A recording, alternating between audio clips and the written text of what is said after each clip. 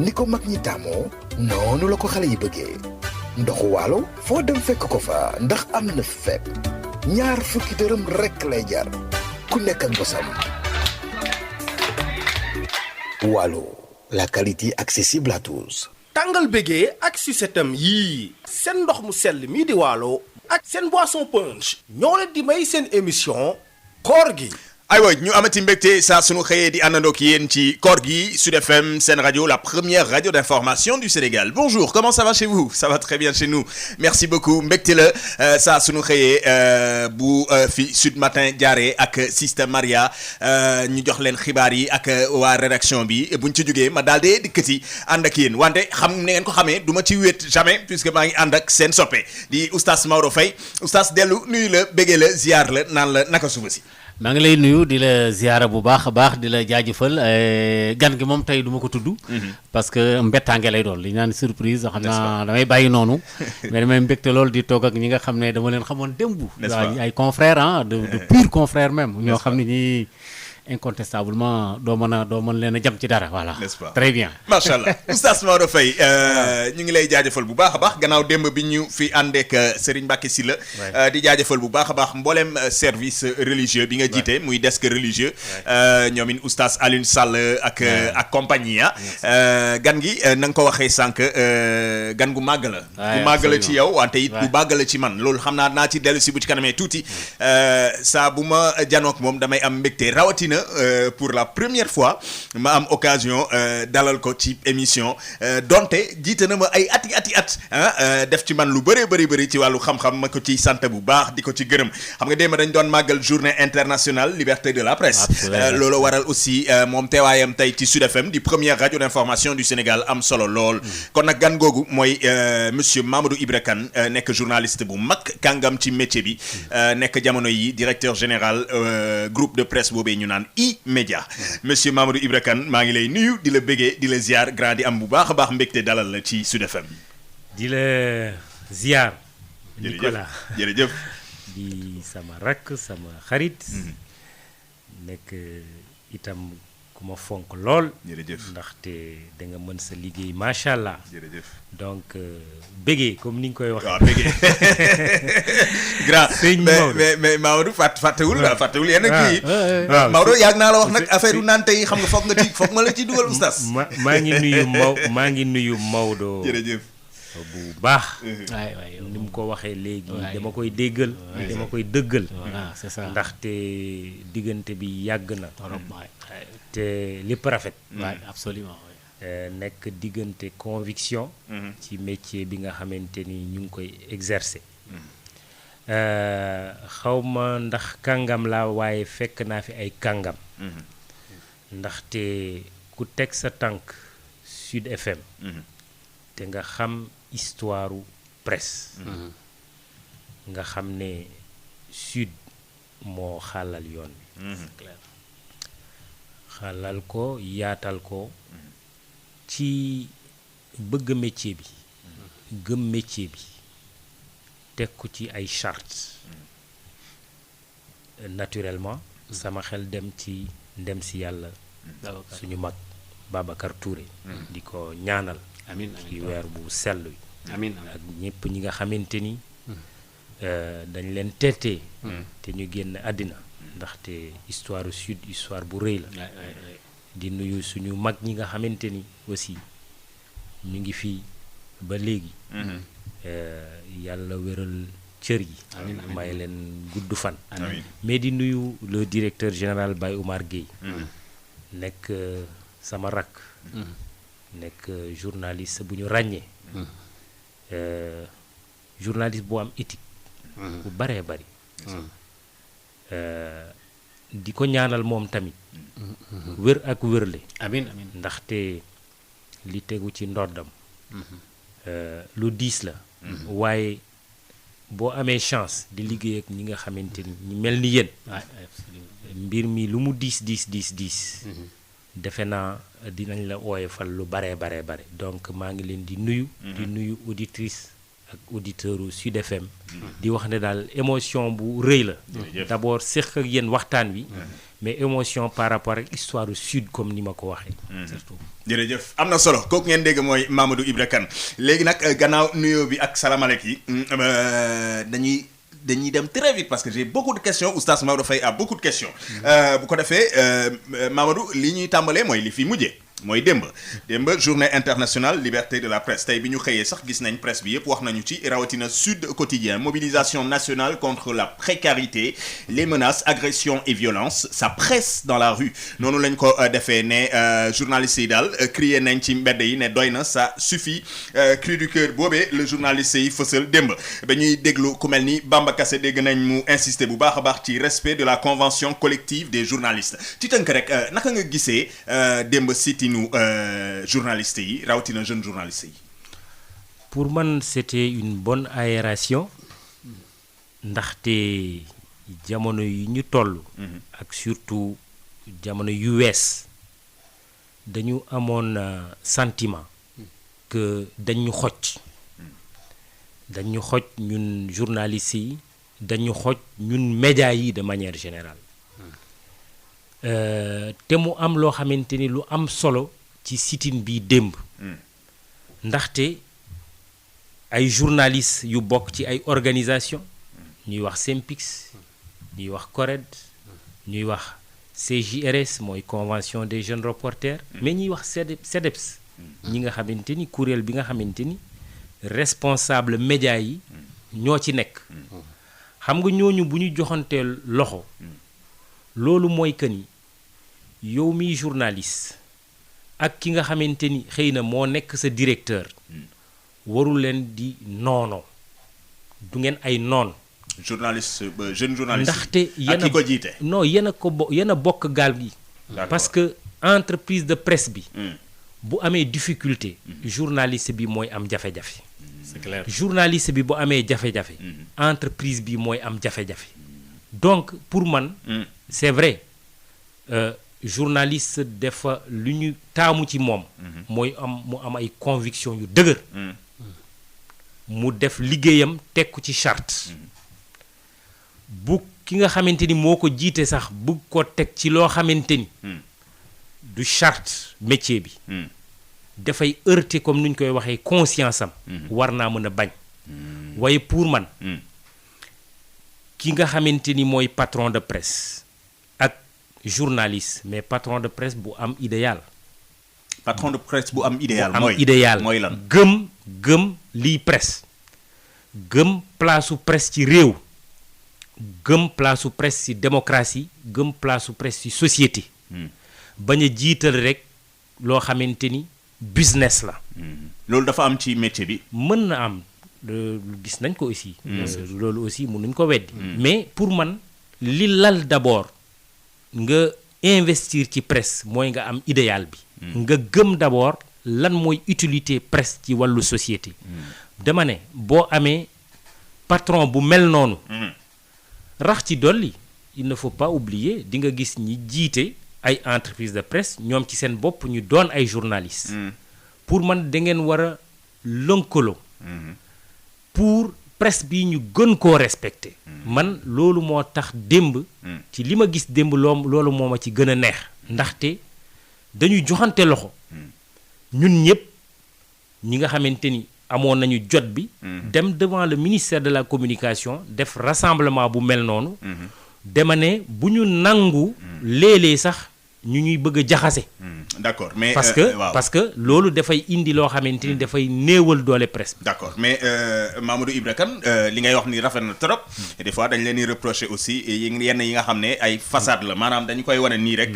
bu événement amee mais lu ci mel ni jeune reporter yi yaa ngi leen di tudd yow patron de presse nga ñu ci bëri dañuy faral di kaas ne exploitation bi dafa bëri ci métier journaliste bi stage yi nombre de naka lañ koy waxee sax bu ñu la jëlee stage niñ lay exploité jël la use la ba doyal nee na nag ayca mën nga dem mën nga dox sa dox mais loolu lépp dafa exister ci métier bi te du yomb kii mooy Nicolas c'est ça moom parfois non li nga wax dëgg la xam nga mënuñu koo weddi am na ay journalistes yu am statut bu précaire bu metti loolu kenn du ko weddi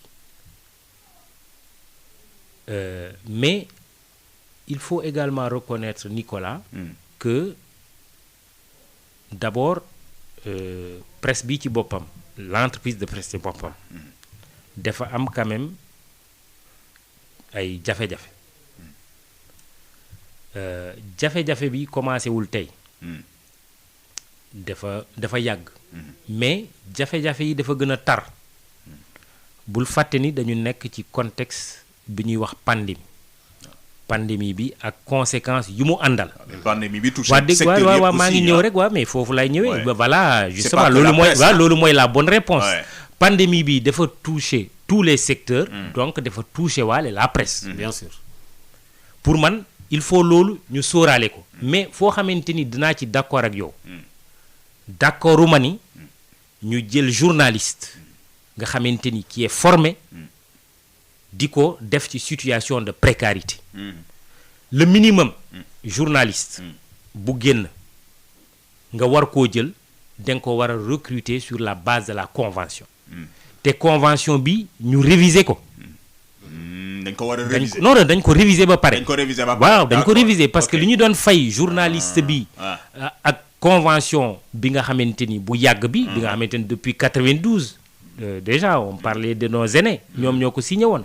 convention boobu dañ ko. oui convention boobu dañ ko réviser. effectivement dañ ko réviser ce qui veut dire que boo ko appliqué tey. journaliste li mu doon fayeeku. ci ancienne convention bi tey li muy fayeeku moo ëpp. avantage yu ñu ko accordé. moo ëpp itam damay joxe misaal rek. en plus du salaire. tey ma jël jamono télévision la ñu nekk. kiy présenté par exemple. journal. prime bi mu doon am prime de présentation. loolu dañ ko yokk. donc il faut effectivement ñu respecter d'abord la convention collective. à partir de cet instant loo ci teg baax na. parce que il ne faut pas oublier am na ay groupe de presse ay entreprises de presse. ñoom yemuñu rek ci convention dañuy def plus que la convention mais. les situations de précarité d'accord nag yow dañ ko war a dénoncer.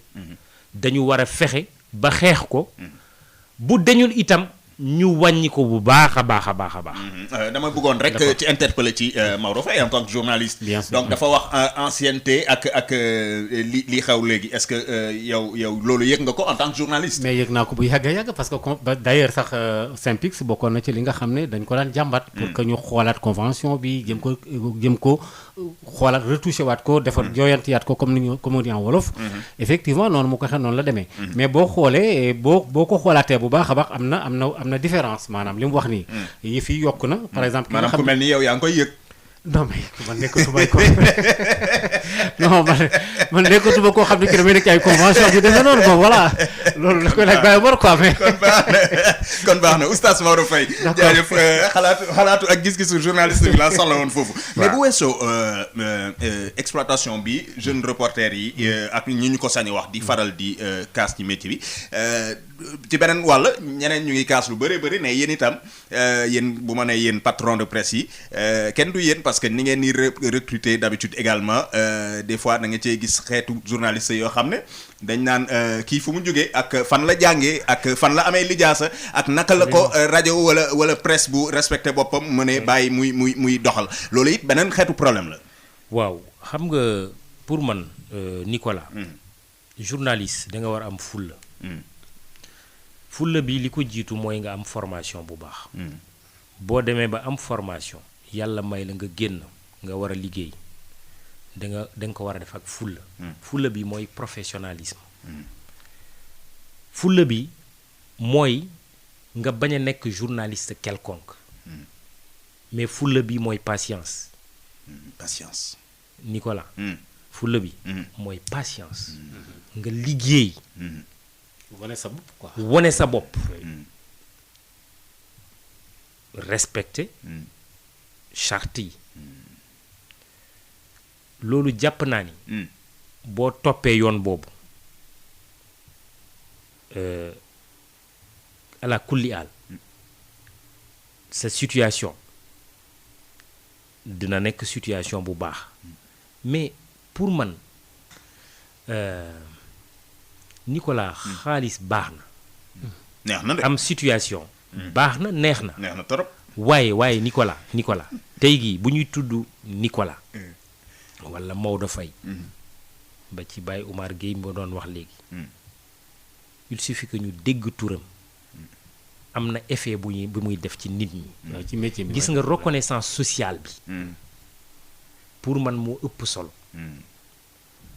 journaliste préoccupation wu journaliste. du doon milliardaire. préoccupation du nekk du doon nga maanaam c'est pas ta raison d'être. même si mën nga ko nekk. mën nga ko nekk. par la force mais des choses. mais mën nga ko nekk mais warul nekk ta raison d'être. warul nekk sa objectif. warul nekk vraiment loo xamante ni obsession la. foog ma nekk milliardaire. lan moo war a nekk obsession journaliste. obsession journaliste mooy professionnalisme. def sa liggéey comme ni mu waree. nga am reconnaissance sociale. nga am sentiment que contribuer nga à faire avancer les choses. est-ce que loolu ngay wax mu ngi exister jamono yi ci Sénégal à votre avis. waaw am na xam nga man d'accorduma toujours discours bi nga xamante ni woy journaliste amatu fii. journaliste yi ceci journaliste yi cela. c'est vrai que introspection war nañ koo mën a def. loolu dëgg la on n'est pas exempt de reproche. mais bu ñu ñàkkal suñu bopp fayda. surtout man li ma percevoir Nicolas. réappropriation métier bi. def ñu war parce que discours bi may faral di dégg de plus en plus mooy. bon de toute façon journalistes yi nañu xam ne voilà ñun réseaux sociaux yi la ñuy information man mën naa joxe samay xibaar nangam. mais kiy joxe xibaar daf ko war a jàng. xibaar balaa nga koy joxe dafa am fu mu war a jaar. on ne s'improvise pas journaliste. loolu nag li koy dindi. mooy ñi nga xamante ni ay journaliste lañu te ñu gëm ni ay journaliste lañ ñoo ko war a xeex. sinon buñ ko bàyyee noonu. man li ma gis c'est que suñu métier bi mooy disparaître tout simplement. donc bu ma waxee réappropriation. métier bi. kooku dañ ko war a xuus ba ci internet bi ba ci réseaux sociaux yi. barki démb am na benn conférence bi ñu doon def ñu organiser ko ak Mame Less Camara suñu mag. ak Diatou Cissé Coulibaly ci waxtaan bi. dama ne mu am ay journalistes ay xale des jeunes journalistes. dama leen ne il faut envahir. waxin la envahir les réseaux sociaux. réseaux sociaux buñ ko jàppee ñun journalistes yi comme menace. nañ ko jàppee comme levier. nañ ko jàppee comme opportunité. en tout cas concurrence maa ngi lay gis ak sa téléphone portable. xam nga fu mu nekk nii moom avec ton téléphone. moo tax ma ne concurrence voilà lii tablette yeeg yooyu. moo leen concurrence tablette yi waaw mais tablette yi il faut ñu dem ci. Nicolas.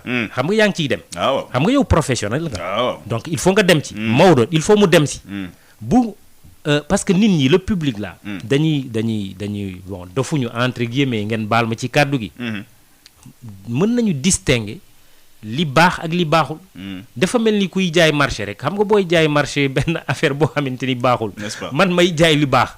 lu yàgg-yàgg nag nit ñi bu finalement dañuy xàmmee loo xamante ni lii baax na lii baaxul donc pour moi. mais bu ñu demee médias yi fu ñu toll tey contexte boobu lañ toll. waaw nga baal ma rek foofu bu ñu demee ba médias sociaux yi maanaam réseaux sociaux yi également oustaz jël benn xeetu pouvoir boo xam ne léegi xibaar yi xaaratuñ ko ci yéen professionnels yi. xibaar yi finalement quelque part ñoom sax ñoo leen koy jox parce que ñoom ñooy. am rapidité. mais loo ci ak efficacité. non attention loo ci fekk les fake news yi ñuy wax. attention. du lépp loo gis ci réseaux sociaux yi rek mooy voilà. mais xibaar bu baax la tout n'est pas faux non plus. waaw mais am na lu ci faux. mais xibaar itam. xibaar Nicolas d'accord naag yow. loolu moo tax ma ne réappropriation et même il faut que ñu réadapté wu. il faut que ñu def suñu introspection. ñu xool nan la ñu war a jëfandikoo les réseaux sociaux loolu d'accord naa ci. mais il ne faut pas que ñu foog ne que n'importe qui rek mën na nekk journaliste. journaliste dañ koy jàng. métier la. métier la.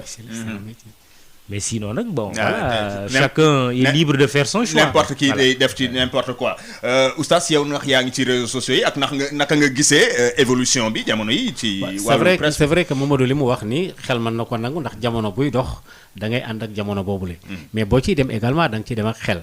parce que xam nga réseaux sociaux yi li tax mu garaaw mooy njëkkante bi ak maa njëkk a wax nangam ji da cee dem ba léegi dootoo xam fu dëgg gi féete. da ngay gis léegi ku dugal ku posté benn affaire léegi am ku taxaw léegi weddi ko. à la limite yow doo xam sax ban tànk ngay taxawee. alors que information bi nga xam ne nag comme ni ko Mamadou waxee léegi. da nga koo jàng war koo mën a joxe dafa am ay charte yooyu jaar am ay recoupement yooyu def. am yoo xam ne du même quel que soit rapidité information bi am na ci mbedd yoo xam ne mën nga ci jaar pour wax ko parce que rajo dafa graw tey jii su ma toogoon fii jékki-jékki tudd benn kilifa moo xam politique étatique wala religieux am loo xam ne dama ko wax directement noonu du ñu xoolate léegi wax ji dañ naan kan moo ko wax Maodo Faye moo ko wax wala nangam bokkul ak benn demba boo xam ne bi jékki-jékki ne rek lancé bu ko neexee sax turam mu def ci XY doo xam kan la rajo sàngam wala télé sàngam wala voilà alors que lu sérieux mooy li nga dem jàng ko jox la ko nga war koo génnee ak ni nga koy génnee te bala nga koo génnee itam mu nekk loo xam ne lu wóor la alors que réseaux sociaux yi nag moom c'est du face n'est-ce pas mais Mamadou Ibra nee na wax na lu am solo nee na presse bi songa leen réseaux sociaux yi mais c'est normal parce que suñ ko deful nag da nga war a song tamit réseaux sociaux yi mais évidemment parce que buñ ko deful danañ dem ba yàgg comme li mu wax ñu xaw ñoo bëgg a suul alors que dëgg gi day parce que je dis ça je parle en connaissance de cause oustaz par exemple et d'autres yu mel ni moom songu ñu réseaux sociaux yi dañuy bàyyi gars yi rek développé mais voilà mais songu ko ak xel parce que ni ko Maodo waxee ak xel xam nga mu ñun pour bu ñu duggee ci réseaux sociaux yi te ñu appliquer comme li ngay def léegi ak Sud FM wala Sud Quotidien wala chaîne de télévision xam nga processus de fabrication entre guillemets de l'information di ko jiitu mooy nga collecte bien sûr boo defee collecte muy traitement maanaam nga segg nga tamiser xoolaat ko trier après étape diffusion bu ñu toppee étape yooyu utiliser réseaux sociaux yi comme levier pour man réseaux sociaux yi day am qualité bi ñuy apporter benn valeur ajoutée bi ñuy apporter sànq yaa ngi doon wax ne bon bu de toute façon bu ngeen diffuser wul keneen diffuser mais keneen kii mooy kan c'est ça keneen ki mooy kan bu boobaa voilà ok mooy maanaam kii informé nit ñi finalement mooy kan moom ci boppam et puis source dafa am solo ci wàllu journalisme source lu am solo la parce que am na loo xam li tey même boo ci demoon ba ci wàllu yoon bala ñoo seet dara il faut ñu laaj la source yi foo ko jëlee bien que sax xëy na am loo xam ni ñoom gars yi protégé na leen wala yu demee noonu mais moom dafa wax lu am solo gis nga suñu joyantiwaatee sàkket wi xam naa sàkket synonyme bi ci wolof mooy per parce que pël laa toogal te xam nga pël yi ñoom seen wolof c'est un peu comme day xaw a gàllugu sama gàmm yi quoi samay kal yi alors léegi nag soo joyantiwaatee permis fekk fa nga ko joyanti teg nga ko fa nga ko war a teg ñi nekk ci réseaux sociaux yi bu fekkente ni topp si wuñ ñu ñun taskatu xabaar yi dañuy am problème parce que dañuy dem ba comme li Mamadou doon da ngay trier li baax ak li baaxul parce que nit ñi nag duñu ay dof da ngay léeg-léeg sax da ngay jël kenn ñu ne woo réseaux sociaux yi moom sa waay léegi tey leen ci alors que leen naan la diw wala rajo sangam par exemple ñu ne la Mamadou Ibra Kane ñu ne mooy def nangam ITV ñu ne kooku lu mu la wax parce que liggéeyam lay def lu mu la wax dëgg la am koo xam ne naan la tey ci alors que réseaux sociaux yi nag loolu mooy problème bi pour le moment mais réseaux sociaux yi bu weesoo ki nga xam ne day am information mu diffuser ko mu mën a nekk n'importe qui am na beneen xeet mooy commentaires yi également maanaam réseau social dina la may occasion am xibaar bu moo doon mu xam bu wér wala bu wérul mais nga commenter ci maanaam du yow sax yaa joxe xibaar bi naam mais di nga am liberté mën a commenter parce que il n'y a pas de naka lañ koy waxee régulation amul ku lay yemale ne waroo wax lii bu weesoo yenn xeetu wax yoo xam ne évidemment réseau social ba ci boppam moo ko généraliser mais je veux dire de façon globale d'habitude du am boobee xeet donc day am une certaine liberté de ton et d'expression par rapport aux commentaires par rapport ak benn photo Mamadou Ibra Kane par exemple bu ñu affiché rek sans dara mais juste la photo rek ku nekk am liberté wu wax ci Mamadou Ibra Kane li ko neex ak li ko neexul ci moom et cetera je dis ça je pense à une expérience qui vous est arrivée il y a de cela pas longtemps on va pas revenir sur l'histoire de cette chronique bi nga xam ne moo juróon coow loolee lépp mais dama bëggoon xam rek Mamadou Ibra Kane avec le recul naka la dundee fan yi weesu ak coow li ko toppoon. non en réalité ak beaucoup de sérénité Nicolas xam nga jamono ji ñu toll question de jamono la aussi question de temps la quoi ñi bëri maîtriser wuñu histoire u presse su Sénégal Nicolas fu ñu jógee daa sori d'abord suñu mag ñi dañoo am jaar-jaar jaar-jaar yooyu suscité ay vocation ci ñun suñu génération ñu fekkee lu bëri alternance 2000 bien sûr ak yeneen situation faat maître Babacar Seye oui bien sûr en 93 93 oui le procès am 94 xam nga sànq yaa ngi doon wax Sud la première radio d'information Sud def ci jaloore en matière de couverture mu nekkoon innovation comme ni ñuy waxee innovation tey ak réseaux sociaux yi rek donc loolu moo tax yu mel nii du ma yëngal trop touché wu la par rapport à non certains commentaires qui ont été quand même assez violents non waaw mais xam nga ku nekk sa xel foofu la toll il faut respecter aussi la liberté d'expression des gens parce que xam nga li gënoon am solo comme ni nga ko waxee sans dellu si ci li am li gënoon am solo rek mooy Sénégal il faut ñu distinguer activistes yi nga xamante ni ñoom de toute façon loo mënti def loo mënti wax dañuy def seen activisme ak ni ñu koy defee ak ñi nga xamante ni dañu am nag recul dañu am sérénité dañuy xàmme di ràññee ñu xam histoire u presse bi ñu xam ku nekk ci ñun ñooñu noonu wax dëgg yàlla ba fu gën a kawe ah man de li ma ci dégg lu dal xel la ndaxte réew rawatin réewu Sénégal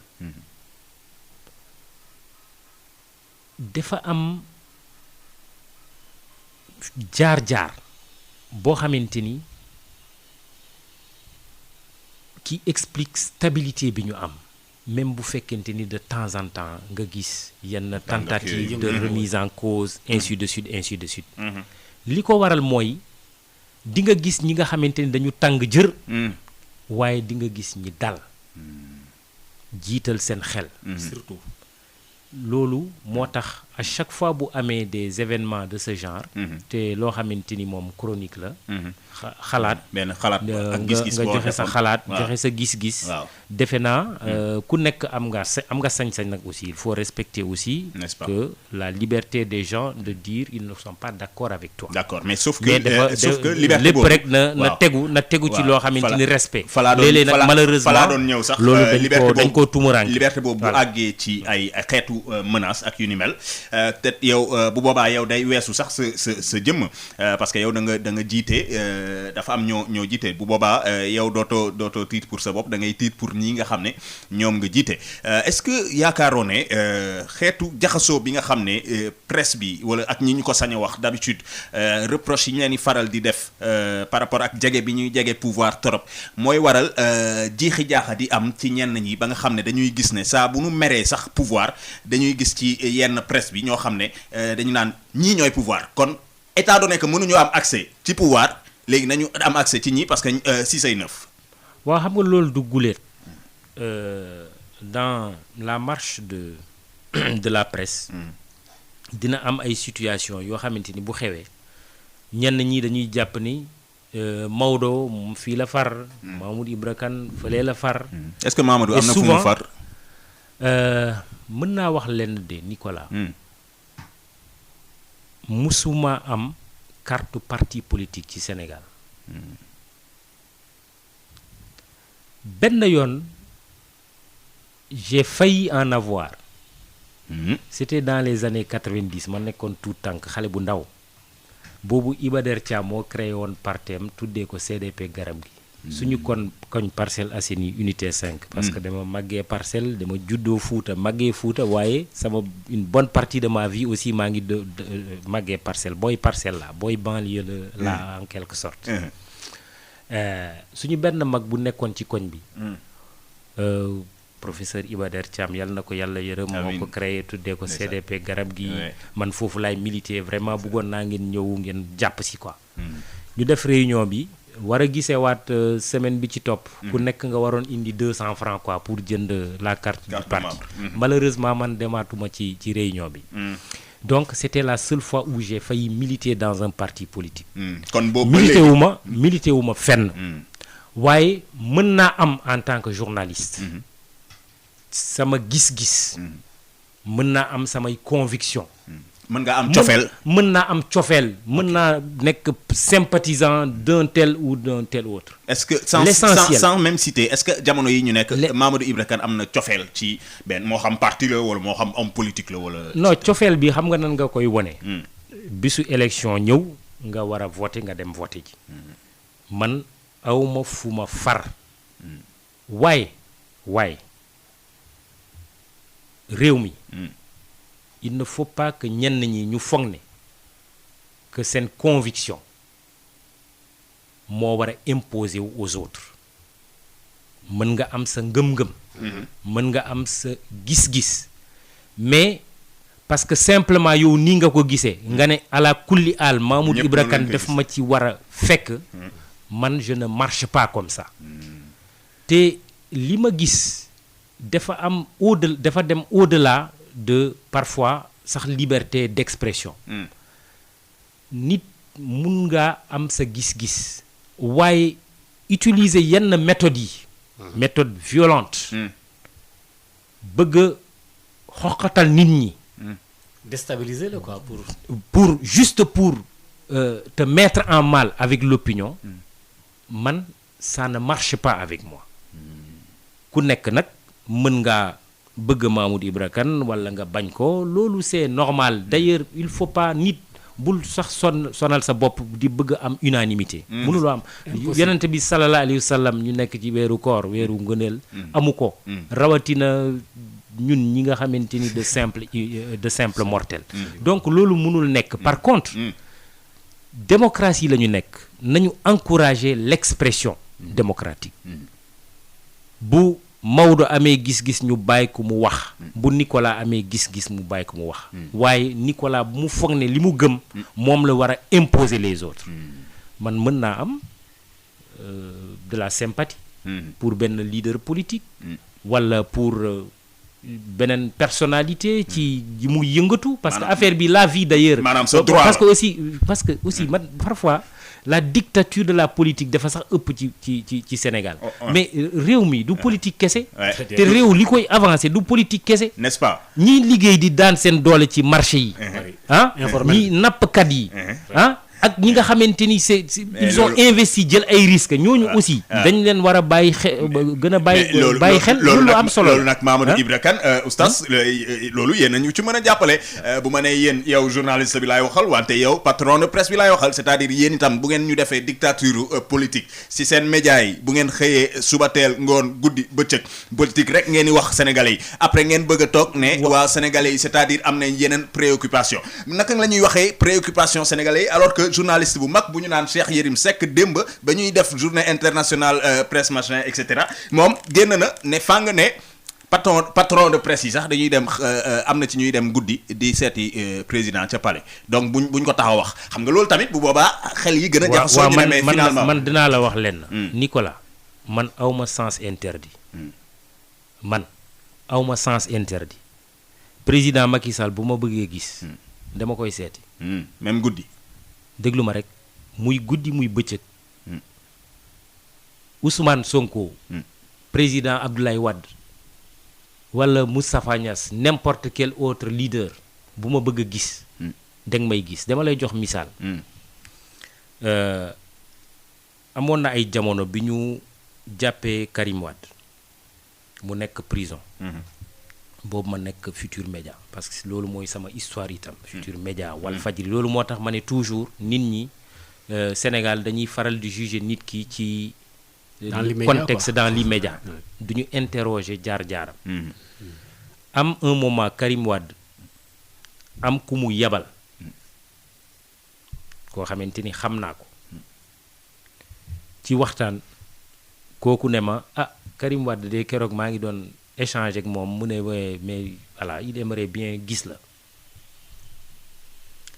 ma ne ko oui mais amul problème Karim Wade bu ma bëggee gis war na maa mën a gis man journaliste la surtout nag mu nekk prison ne ma def maa bëgg a gis bi ma waxee loolu ma ne ko il y a juste benn affaire boo xamante ni bëgg naa ko régler parce que man bu may def yenn yi dama ko bëgg a teg ci wàllu ci loyauté ma ne ko ki nga xamante ni maa ngi liggéey ak moom mu nekk sama kilifa danaa ko wax informer ko yàlla def bi ma informer sama kilifa ne ko lii de Karim Wade sàkku na ko mu ne ma Mamoudou loolu de man gisuma ci benn problème. kilifa boobu mooy. waaw président Youssou Ndour. ok boobu maa ngi nekkoon directeur général Futur Média. Youssou Ndour nekk donc notre président. li tax ma def ko pour informer ko. parce que bugguma sol sama dàll dem ba prison. di seeti Karim Wade te yëgu ko. mais après dama dem seeti Karim Wade. maa ngi fàttaliku des gens bi xibaar bi génnee am na ñoo xamante ni kontaan nañ ci nguur gi. mais loolu man duma ko gérer. loolu moo tax ma ne. il ne faut pas que nit ñi foog ne. mën nañu imposer seen gis-gis de cette façon. man ku ma bëgg a gis. walla man ma jàpp ni war naa la gis. dama lay gis dama lay seeti bëccëg walla guddi. c'est quoi le problème am nga boobu liberté c'est quoi le problème. am nga boobu liberté te am nga boobu droit. voilà et puis dans les démocraties xam nga fii aussi léeg-léeg bon man dégluwuma Cheikh Yérim Seck déclaration yooyu. mais combien de fois nga dem États-Unis France walla yeneen réew. nga gis un président de la République di am jotaay ak des éditorialistes. mën na ki ne Nicolas bon tey bëgg naa ñu añ walla ñu reer ñu waxtaan. mën na nekk loolu mooy c'est quoi le problème. mën na nekk bu évidemment bu laalewul dara ak liggéey bi on est là on est d'accord ci bu ñu dellu see ci la nga wax ci njëlbeen par rapport ak éthique ak déontologie. waaw mais xam nga toog ak njiitu réew. walla toog ak une quelconque autre personnalité. toogaay la. seen mën ngeen waxtaane réew mi. mu ngeen waxtaanee ak yeneen donc pour moi il ne faut pas juste parce que cette tyrannie là la tyrannie du soupçon comme disait Ignacio Ramonet du Monde diplomatique loolu la ñu war a bañ parce que Nicolas gisee nag Mamoudou Ibra Kane rek bon Nicolas nii walla naa loolu mooy lan oustaz yomb na loolu oustaz xam naa ne damay daw contre temps bi li ma dese bëriwul balaa ñuy xëcc sumay nopp te am na ay yenn question yu ma yitteel yu des ma bëggoon xam naa dañ koy def en vrac rek pour yam ci Cheikh Yérim moomee démb ci intervention am pour préciser mu ngi woon ci chaîne boobu ñu naan Sen TV fa la defee yenn xeetu déclaration yi wax na ne président moomu ñuy tudd léegi jamono yi ñu nekk dafa mer parce que am na événement yu bëri yoo xam ne daf ko fekk si ci diggante bi ba tax na buy wax sax da ngay sentir ne président dafa mer est-ce que yow en tant que journaliste sentir nga loolu ci président Macky Sall jamono yi alors man maa ngi woon à la cérémonie de remise du cahier de doléances le 1er mai au palais dama bokkoon ci délégation CDEPS maanaam kuréel bu ngànk ñi nga xamante ni ñooy ñi leen di woowee patron de presse en tout cas responsable de presse c'est vrai comme ni nga ko xamee cérémonie de remise du cahier de doléances syndicalistes yi dañuy ñooy njëkk a jël parole et puis président tontu def discours d'abord officiel xam nga cérémonie yu mel noonu président dafa am discours boo xamante ni dañ koo bind daf koy lire bu liiree ba noppi mu attaquer maintenant réponse yi laaj yi ñu laaj interpellation yi ci interpellation yi nag la doon commenter jox gis-gisam ci wàllu li indi coow li mooy TER bi mais jox na gis-gisam itam ci wàllu retraite à 65 ans. ne non loolu d'accorduma ci. mais li ñu bi ñu ñëwee ci TER bi. itam mu joxe sa réponse ne loolu mënul nekk. kenn obligé wul kenn jël autoroute à péage boo mënul fay nga jël la route nationale. comme ni mu fi waxoon ku bëggul vaccin yi ma may ko keneen. maanaam xeetu wax yooyu noonu. li am ba am. man ci sama gis-gis. responsabilité président nag responsabilité président la. man duma président de la république. moom moo xam lu tax mu waxee noonu. man ci sama gis-gis man. nguuru président Macky Sall a commencé ci moom bëri na léeg-léeg ay erreur de communication bi dafa des lu bare. malgré nga baal malgré le fait qu'il est entouré de nit yoo xam ne waaw xam nga léeg-léeg dañuy faral di malgré qu'il est entouré de xawma nangam. non du pour man c'est pas ça explication bi du foofu. explication bi mooy depuis bi président Macky Sall toogee man ci li ma seetlu dafa am problème de communication léeg-léeg c'est à son niveau loolu moom moo war a xool nan la war a def ba mu minorer les erreurs de communication parce que erreur dafay am nit aussi nit la rek léeg-léeg am noo waxee xëy na sax sa intention de loolu mais am nuñ ko interpréter mais effectivement boo nekkee président de la République effectivement da nga war a toujours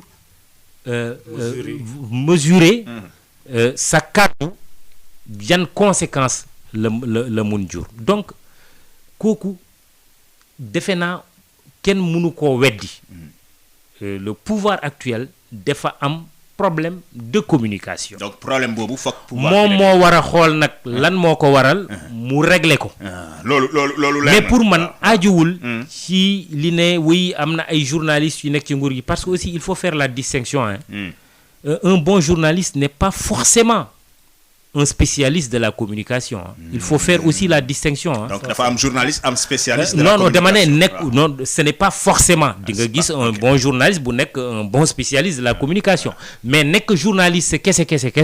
taxul nga nekk un spécialiste de la communication. foofu laa bëgg a waxee quoi journalisme ak communication. am na wuute.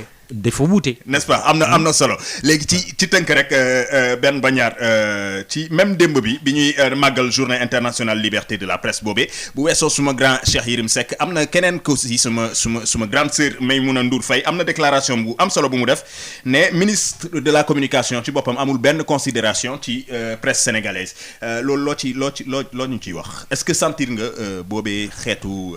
waaw loolu kàddu sama rakk Maymouna Ndour Faye la.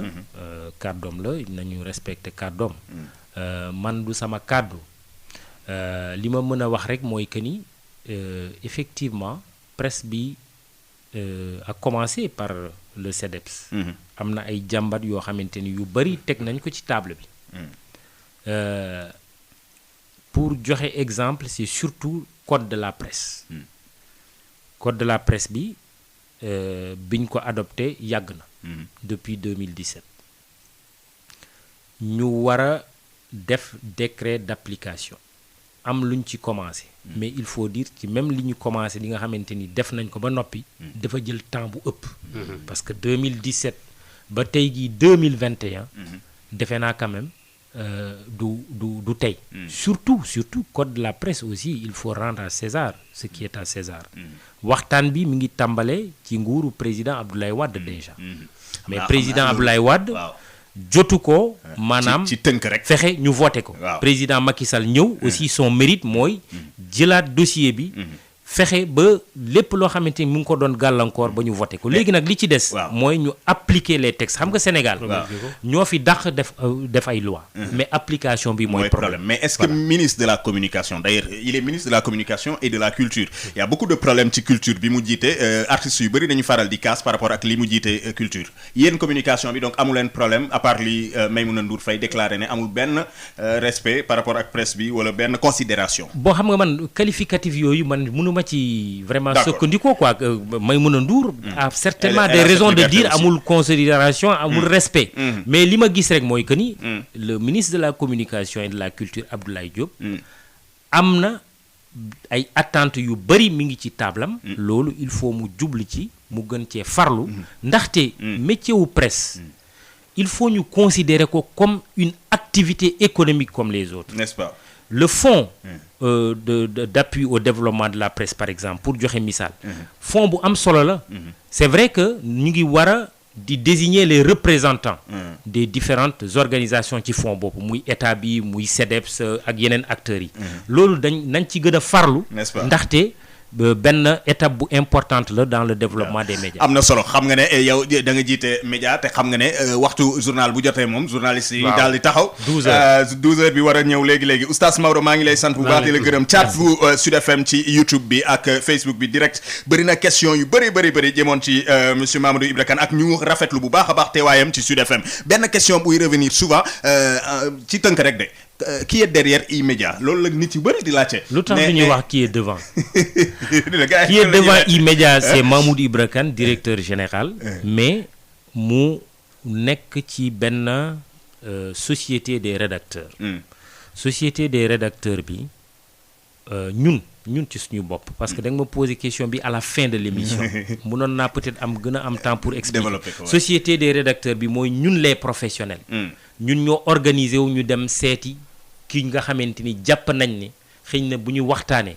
ne la est-ce que projet E-Media intéressé na la xëy na dina la intéressé. li ma mën wax mooy. société rédacteur boobu. composé de professionnels. Mamoudou Ibra Kane Boubacar Diallo Mamadou Ndiaye Alassane Samba Diop. ak suñu benn mag Hamidou Sall nekk dans le monde de la culture. ñun ñoo am la minorité de blocage ci société E-Media. amul kenn ci associé yi nga xamante ni ñoo seq liggéey bi. ba mën jël dogal te ñun d'accorduñ ci. am na solo. li ci des nag c'est une société anonyme.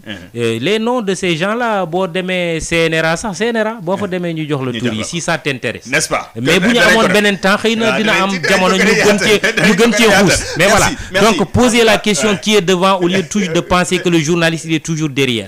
ñun duñu xeetu journaliste yooyu. quand même loolu leer na je crois que on ne pouvait pas mieux terminer mbégte la bu baax a baax vraiment. Nicolas ñoo far. secoué naa le cocotier comme il faut. mais c'est bien mais c'est comme ça c'est Nicolas. merci Maodo jërëjëf Mamadou Ibra Kane jërë ngeen jëf yéen ñi nekkoon ci sunu ay plateformes merci n'oubliez jamais viser la lune dans un instant les infos je vous souhaite de passer une bonne journée et je vous dis à demain nous recevons monsieur Dame Mbodj ba suba ak jàmm jaajëf. ci darajay salaatul fatih ci darajay malaikatul muqarrabin ci darajay aqtaab yi ci daraja afraad yi ci daraja awliyaa urrahman ci daraja ay ak